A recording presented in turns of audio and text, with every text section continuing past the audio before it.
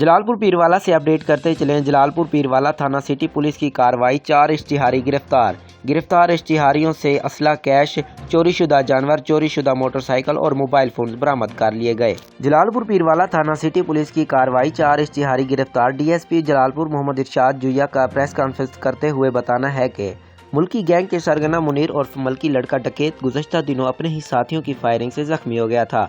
मुलजिम मुनीर मलकी साथियों के हमरा जा रहा था कि शुजातपुर रोड पर थाना सिटी पुलिस ने नाका लगाया हुआ था।